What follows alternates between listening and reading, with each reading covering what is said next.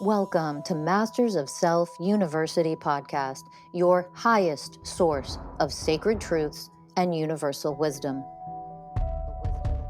Hello, beautiful souls. I'm Rachel Fiori, mystic, spiritual teacher, psychic healer, and founder of Masters of Self University. Join our journey of soul transformation as we deep dive into this latest episode.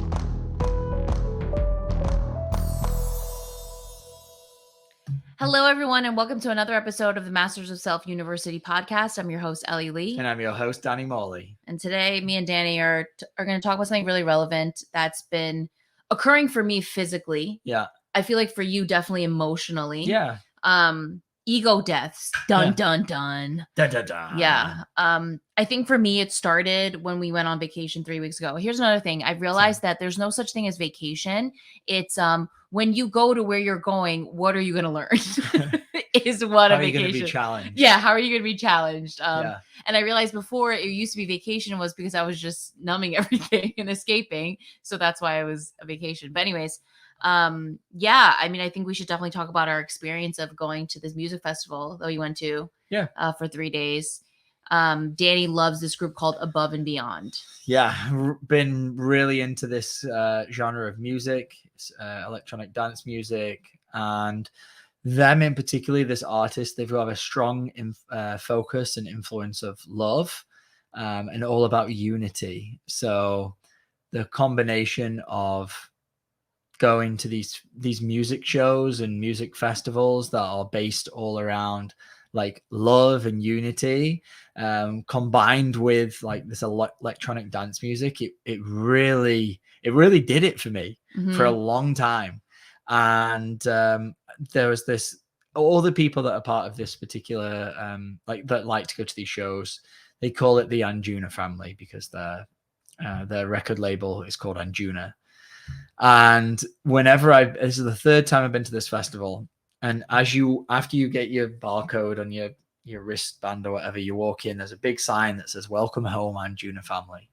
And in the past, it's always really like lit me up. And I would walk in and I would read those words and I'd be like, oh, I'm at home. I'm with my people. I would feel a sense of belonging. I would feel my heart open. And it was it's such a beautiful experience. I get to meet like-minded people, make all these connections, and just let loose and have fun for the weekend. Mm-hmm. But this time it was a little different. I walked into the sign after been doing this work for, a couple of years now. And I didn't feel that heart expansion. I was like, oh, that's interesting. And as we moved through the weekend, it was very clear to me that I wasn't in this place anymore where I needed a festival. I needed other people, the connection from other people, the state of mind that you get in, the freeness of a festival, to have that sense of belonging, to feel that love. I didn't need that anymore. And this was something that I definitely gravitated towards because it filled me up inside. Mm-hmm. And then going through that and seeing everything and seeing that this thing wasn't filling me up anymore, and I kind of feel like I've elevated out of that. And that's not to say there's anything wrong with that if anybody enjoys going to these shows or any shows for that matter, but it was the attachment that I had which really filled me up, which had been healed now. And then I had to grieve the loss of that old version of me. Mm. And it was a whole process of death. Yeah, you cried a lot. Mm-hmm. Yeah. And for me, I'm not, a fan of this group or anything, but when I went a year ago with you, I was still on antidepressants and I just had a really fun time. I couldn't, the antidepressants really numbed me out. And then now a year later going off of them, man, was it interesting. I could just feel everybody's sadness, and it was bringing up, obviously it triggers mine too, right? If I didn't have that in there, I couldn't be able to feel it as deeply as I did. And I think watching everyone, what I found myself tearing up with was how disconnected people felt, and like how this was a way for them to connect to themselves, and this was a way for them to escape from whatever they're dealing with internally, externally, and this was the time to just like let loose, to feel connection, to feel love.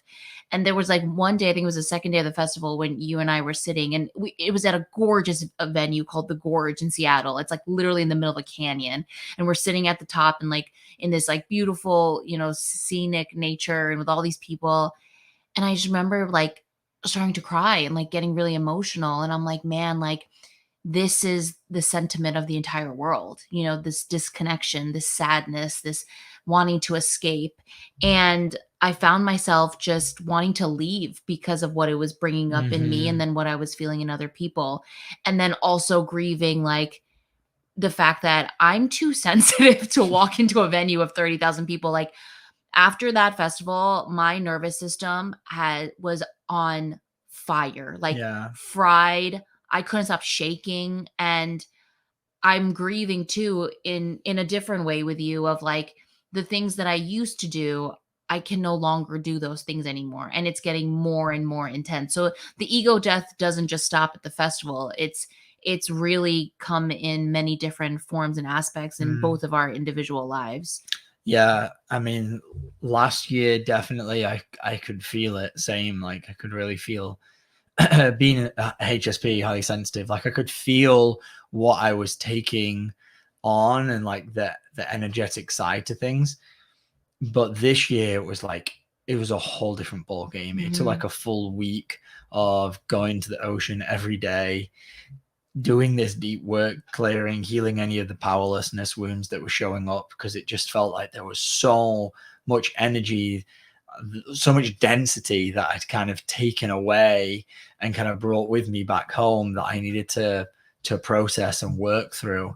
And I'm at a place now where I love myself enough not to do that.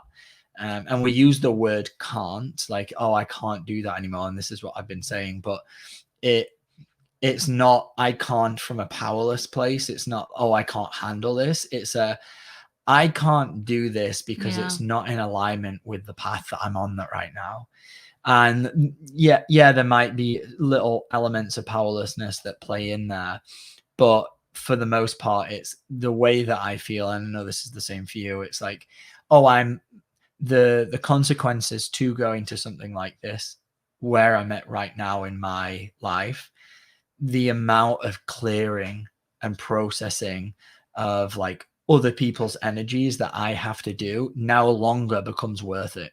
It's not the enjoyment that one would experience going to one of these things, and then all of the work that needs to be done to kind of clear all the energies. It becomes, at least I can speak for myself, it becomes like not worth it anymore. Like the consequences, they kind of outweigh the reward. So, and everyone's journey with that is going to be different. And some people who are less sensitive, fantastic. Like if you can go to these shows and still enjoy it, I'm not trying to like shame or judge or wrong anything, which that was a whole process, which we can go into. But yeah, that the whole idea of like when we say like, oh, I can't, it's just accepting the fact that we're both very sensitive beings, and that there are consequences to putting ourselves in places like that. Yeah. And I feel like this is like the theme of all of the egoic deaths that I've had in the last 4 weeks is I'm trying, this is the vision I always get. I'm trying to fit my circle into a square, and I'm trying to jam it in, and it's not fitting. And I keep refusing to accept the fact that it's not fitting. And my egoic death was after we came from the festival and hanging out with our beautiful friends and all this stuff. There's this part of me that isn't the real me that just wants to be normal and just wants to do normal things and just wants to have fun and like just wants to live a very superficial life.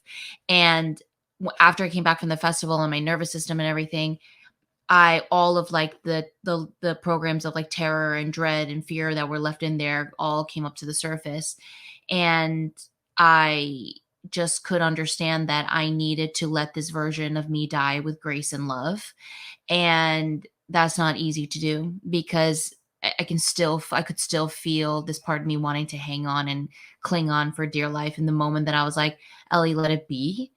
There was a lot of grieving in that. And I had to really open to the grieving of it. And it's this this is what I've been moving through, is just letting what needs to go with love, honoring with a capital H that this version of you, right, that isn't even the real you, it's an egoic version of you, was there to serve you in the seasons that she was there to serve you, and now she needs to go. And on Tuesday or a Monday, I started feeling physically sick. And then the next thing I knew, I was like mentally and emotionally in like a whirlwind of pain. And I found myself, I pulled over at a gas station. I just started crying and I started crying and I just couldn't stop crying. And I dropped in and I opened and I connected to my soul. And I was like, what's going on here? And all I could feel was, you're dying right now. And it was a physical death. I could physically feel myself shedding. And all I could feel was just open and have so much love for yourself as you say goodbye. And I came home after I spent some time at the gas station just surrendering. And I saw you and you kind of looked at me and you embraced me. And I knew energetically you knew what was going on with me without even me saying anything. And then the most beautiful part was, like, at the same time, another colleague of ours who's a coach texted me because she could feel what I was moving through. And so it was like That's this. wild. Yeah, everybody knew that I was moving through this death. And all you kept saying to me was like, just surrender to what is right now. And my body was shaking. I was like jerking all over the place. Like I was weeping in a way that it was just like, it was just coming out of me. I could feel all this energy in my throat. And it was like all of this powerlessness, this weakness. I spent the last like month like really avoiding and like running that program of like not wanting to do the work. Like I just want to be normal. I just want to go out. I just want to go on vacation. I just want to party. I just want to do all of these things that I can no longer do. I really can't. And I'm not saying that from I just can't. I can't hang anymore in like the way that my ego wants me to. And it's like it's been this refusal even with food. Like I'm so sensitive to food now. Everything hurts my stomach and I keep refusing to accept the fact that I can't eat 80% of the food I used to eat. And so I'll keep like abusing myself and hurting myself. And it's like I've been in this energy of like, I don't want to die. I don't want to die. I don't want to die. And then on Monday, it was like, let it die. And then, yeah, you moved me through like this beautiful, like what I felt like you were channeling was just this beautiful, like surrender, let it shed, let it die, and open and love yourself through this.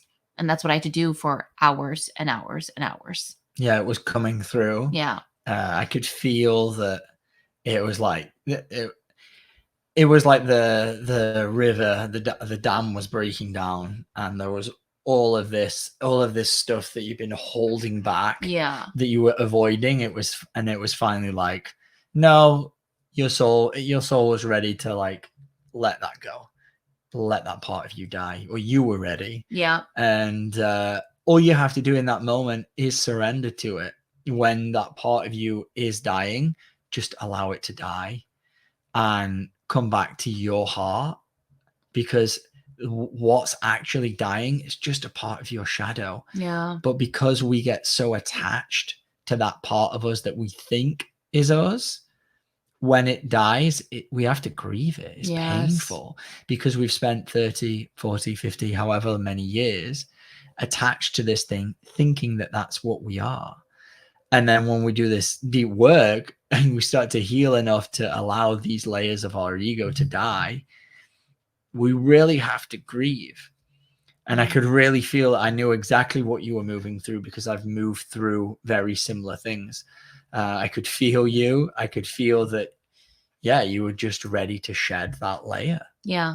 And when we talk about surrender, we're not talking about it from a like affirming conceptual mind way. Like I'm surrendering. No, it's being in the energetics of what it really means. Like feel into the word surrender, like feel the energy of surrender. That's what we need to embody as we let this part of us shed, as we let this part of us die. And that's what I was really moving through. And I kept working with the ways of oneness of like, I'm the way of surrender. I'm the way of connection. I'm the way of unconditional love as I move through this. And I just remember like ever since that death on Monday, what I've been doing literally as I've just been running. I got to this place in my journey where I was like, I'm so sick of feeling everything. I just didn't want to do it. So like I just kept avoiding. I kept avoiding, and every time pain would come up, I would hate it. I was moving through that, and this is what the journey is never gonna look like. It's always going up, right? And even the downs are not downs, right? And anyway, so during this death, I saw this version of me, and I knew that what my soul was saying was, where you're headed right now, we can't do this anymore. We can't be this version. We can't have the shadow self taking over and completely running the show. This is why it needs to go. And since Monday, I have been dedicated. I've been in a different energy of, it's time. So like I'll wake up and whatever I feel, I'll just go into it. And all day I'll start like recognizing and honoring all the programs, and the best of my ability, I'm just dropping in all the time. And I'm journaling and I'm getting curious again. And it's like, here it is, Ellie. This is exactly the momentum we need to go on. Because at the end of the day, who is getting affected by the fact that I'm avoiding me? Like I'm swirling back into all of the self-hatred, the self-judgment, the self-abandonment, and it's abuse at the end of the day. When you neglect yourself, it is self-abuse. And my body was screaming at me, everything was shouting, and I was refusing to listen. And it was until this death happened where I was like, okay, I hear you. I got you. Let's do this. And what version, you said like this version of myself, what was that version? Just a really weak version of me. A weak version of me that like doesn't want to take responsibility, really like a young kid, doesn't want to take responsibility, even like a young teen. A lot of ages showed up, trust me. Not taking responsibility over myself. And what kind of programs were like in there causing you to not take responsibility? A lot of victim consciousness. A lot of victim. Like I found myself a lot during that time being like, nobody understands my pain. Nobody gets my pain. Nobody knows how hard it is for me. Like people have it so much easier than me. And then I would believe that. And then that would keep me trapped. Right. Or I would get lost in my programs. Like my programs would take over, and I could feel the moment where I was like, you can catch this right now and alchemize it. But then I'd be like, no, what's the point? What's the point? Your like journey is so long. You have so much to do. So then I would give into the programs, they would take over. So a lot of powerlessness, victim. I disempowered myself so much. I let the mental programs completely take over of like, you're not advancing, nothing's happening, you're not growing, you're always going to be like this, you're always going to be stuck. And I'd be like, yeah, you're right. And then I would give into that. So it was a hodgepodge of a mess is what it was. And what was the turning point of you arriving at this place ready to let this version, this victim, the powerlessness, to let that die? I think it was, we had spent the weekend with a bunch of friends of ours, and these people are like the epitome of what my ego wants to be. Right. Which is just loads of friends, loads of plans, like always busy, always on the go, like super popular with everybody, everybody loves them. And spending time with them, I could feel like this part of me just being like, see that's what we should be. That's what we should want. That's it. And then I coming home and just feeling like all of my stuff, like feeling the lowness, feeling all of that. And I think the combination of those two, like just like beautifully smashed together. And then the next morning was the beginning of the death of like, Ellie, it's beautiful. And that's beautiful for them. But deep down in your soul, you're not here to do any of that. You're here to go on this path, and you can keep fighting it, or you can embrace it and walk in, baby. And I chose the latter. And I know that I'll have to keep choosing that. Just because I had this ego death doesn't mean I'm levitating off the sky and all of a sudden lights shooting out of my eyeballs. It's like, now here's the next level. Yeah, it's layers. Yeah. And when we say the term, like ego death, it's not like your entire ego. We're saying like, it's layers of this which we're shedding back.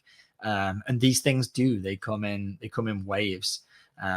We hit a certain place, and then that part of us that we've been so attached to dies. And I also think my body, I've been going through so much physical turmoil with my body, and my body was at a point where it was like, the pain that I've been feeling physically has been so intense, has been so unfair.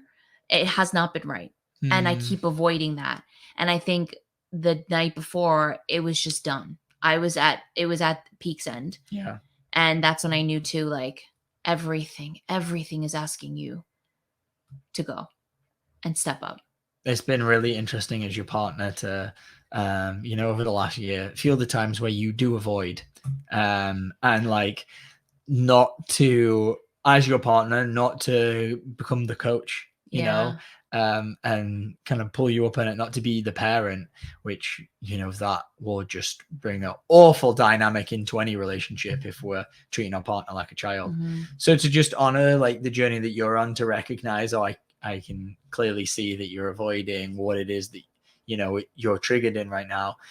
And obviously it's not all the time, like, he's obviously clearly doing the work.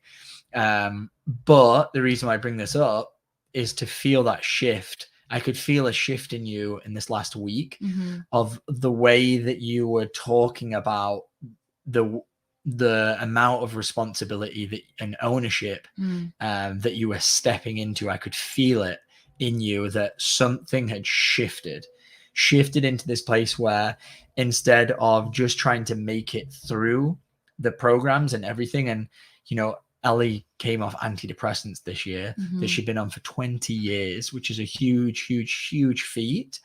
And so, I mean, this past year has been you just processing all of the pain that has been with coming off those things. And there's been, I think, so much of it. It's probably made you feel very helpless and hopeless and powerless, right? And finally, now you've moved through all of that and found your power in allowing all of that to kind of like process through. Now you've arrived, and I really feel that you have arrived and will continue to arrive at a place where you are powerful and you are searching for, okay, I'm ready to go in. I feel I'm triggered. I want to go into it. I want to go. I don't want to avoid. I want to honor what's going on inside of me, and I want to heal it. Yeah. And it's interesting because since I've made that shift, I'm even more acutely aware of like every moment that I'm triggered and like what the programs are. And like the great thing about it now is like I'm just getting more curious, and I think the curiosity too is a great energetic detachment from the programs, because now it's not like, oh my God, why is this happening to me? It's like, oh, there that is. And that really hurts. And let's get curious about what this all is. And I think approaching it that I'll the more and more I approach it in that way, like I want to enjoy the journey. Because yes, pain sucks and it does not feel good. And when I say enjoy, I don't mean like, some sadistic, like I love pain, but like I mean it in the way where it's like, how can I move? I have to move through this. So instead of coming into this of like, this sucks and I hate this, how can I move through this with, all right, this is here, let's do it. And in a different kind of energy. And that shift alone has helped me, even though it's still painful, has helped me look at this journey differently. And I know that will get deeper and deeper and better and better. It's that, I always talk about the scales. It's that scales tipping. Like you're arriving more at that tipping point where the amount of internal energetic power that you have is starting to meet the disempowerment that's in there, or the addiction to the mind, or the addiction to the shadow self. And when that point happens where we've built up enough internal power, we then get like, oh cool, I'm triggered right now, like this is a chance for me to go find another part of me. This is awesome. Yes. And I think the past month when I was like, doing all the shenanigans of avoiding, I couldn't remember who I was. I wasn't allowing myself to connect to my power. Right. So which meant that, well, if you're not going to do that, you're just going to get lost in the sea of all the programming. Right. And so that's been really huge for me, is like when the programs run, I'll take this moment and be like, all right, programs are running, connect. And it's like, that helps me so much too. Because everything's a choice. It all comes down to what will you choose for yourself in this moment right now, right? And even if you choose because even in the last 3 days that I've been having the shift, there are moments where like I'll find myself like the programs will take over, and then I'll shame myself for doing that, and then I'll have to catch myself for shaming myself and going, let me love the shame, because it's okay, Ellie. You're never gonna land a triple axel every single time. Like And how can you love yourself when you do slip and fall on the ice? Like, what it comes down to is love, and that's it. Yeah. Absolutely. Yeah. And what was I going to go into after this? Yeah, and thank you for being the pillar. Danny and I are opposites in every single way, and if there's an opposite to this, it's that you always go into your stuff. Not always, but mostly. I mean, you rarely avoid. I think it's fascinating. Yeah, he thinks it's fascinating. Yeah. Which is fascinating in itself. Yeah. So I have this person that I live with, that I work with, constantly doing the opposite of what I'm doing, which is also triggering in itself. Yeah, for me, when I go in and I crossed that threshold a while ago, it's like I experienced the pain, the emotional pain and the turmoil of what's going on. But at the same time, I'm like, I'm fine with it. It's like it's hard to explain. It's like it's painful, but I'm not resisting the pain. I'm able to just open to it.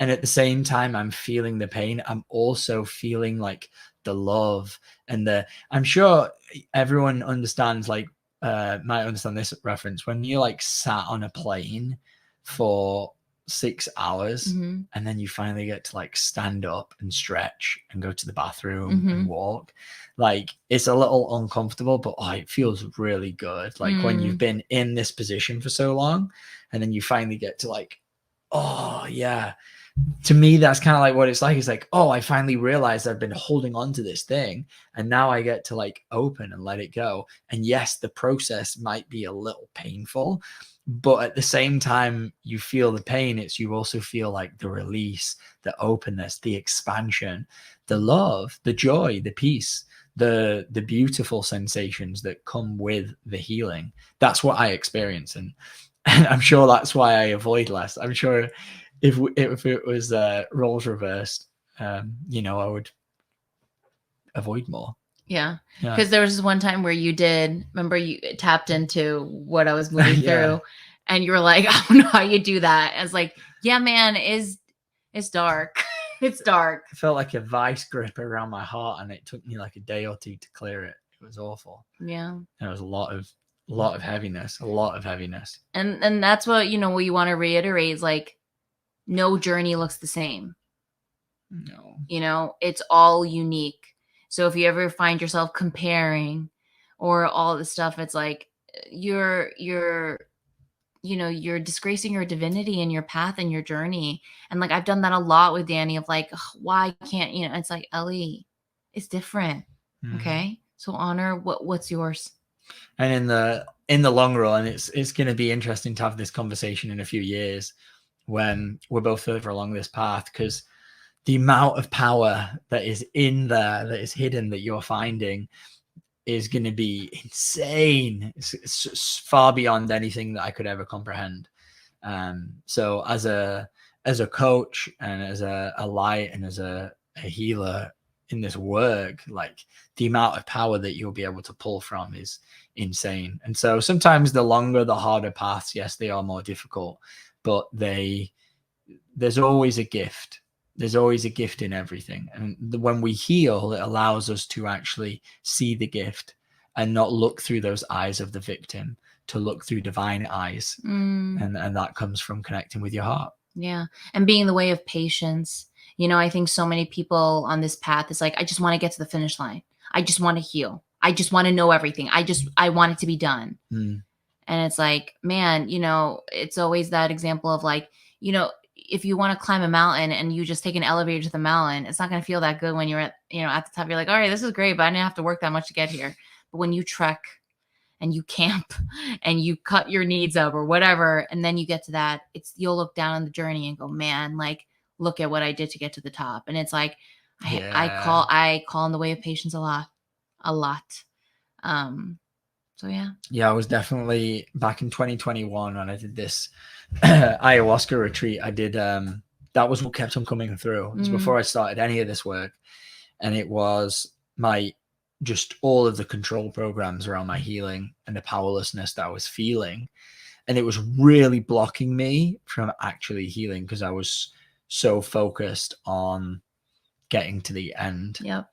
But that was because I was in pain. And, you know, that is the powerlessness. When we're in so much pain, we want to get to the end. Yeah. When we're disconnected from our power, we want to get to the end. Right. We don't want to feel our pain. Mm-hmm. But the more that we find that power within, the more then it's like, okay, I can handle emotional pain because it's just energy. That's all that it is. And yes, it may feel uncomfortable in the human form, but your heart, everyone's heart, has the power to feel that energy, to feel that pain.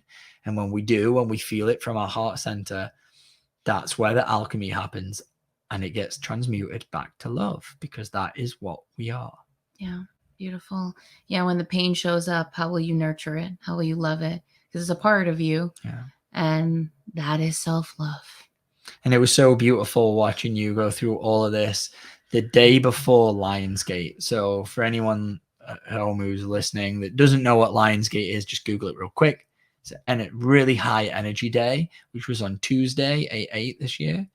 And all of this happened on Monday, August 7th.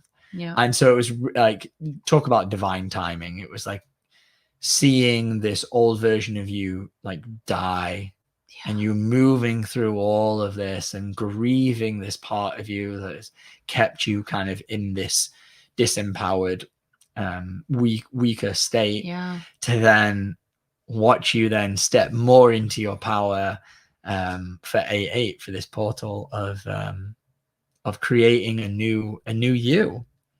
Man, Lionsgate always comes and kicks my ass. Yeah. I remember Lionsgate last year. Oh my God, last year. It was the first time I felt like the collective energies, like really felt like one of these like energetic days. You know, full moons are obviously one which comes around every month. The solstices, the equinox, like all these are like very high energy days. But I'd never really felt one until last year, after I've been doing this work for around like 8, 9, 10 months. And let me tell you, I'm feeling it even more this year, and I know that will continue and continue.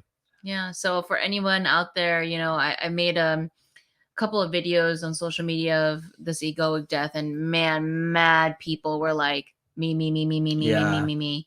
So if you're moving through this, the one thing that I would love to offer you is just move through it with so much love and grace, as much honoring as you can, with an open heart, and just let this part of you like, goodbye, thank you, and goodbye, because the next level of you is awaiting with open arms.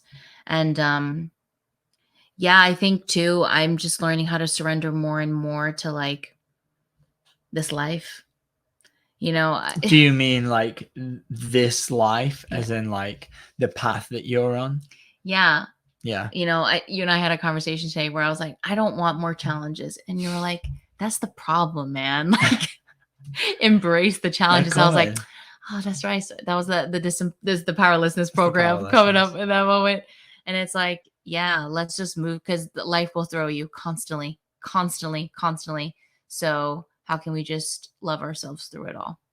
And it's okay to not want to constantly, you know, go through it or constantly be challenged, but challenges are coming. Yeah. Whether you like it or not, that's part of life. Our souls come here to grow. So we can either move through it with grace, or we can suffer through it and we can resist it. Yeah. And then it will show up in our lives as disease or whatever else. Yeah. And I know which one I'd rather. And it's just easy. I feel like it's easier to just accept the path that you're on, which is something that you and I are constantly working on, especially like to really accept how sensitive we are. Yeah. And respect those sensitivities in the world that is very stimulating, and there's a lot of interesting vibrations out there. I mean, for me, alcohol, this was one of like the big things that I was working on a few years ago, is like I was so attached to that part of me, and learning to let that go and let that version of me go, it was a challenge. Yeah. And you did it. Yeah. And you did it. Yep. So move through it all, guys, with so much honor and grace for self. Yeah. Yeah. Thank you so much for making it this far and listening. And if you've been going through an egoic death, all the power and love to you. And if you've enjoyed this and you know someone who might benefit from listening to us two talk about our ego deaths and they've been struggling through this 8-8 portal, send it to them, because the more people that listen to this, the more this is liked and shared. It really helps us out to put on this free content for everybody. And thank you so much for listening. Yeah, and if you ever want to work with us, you can set up a free call with us at mastersofselfuniversity.com. And we love you all. Until next time, we'll see you guys then. Bye. Bye.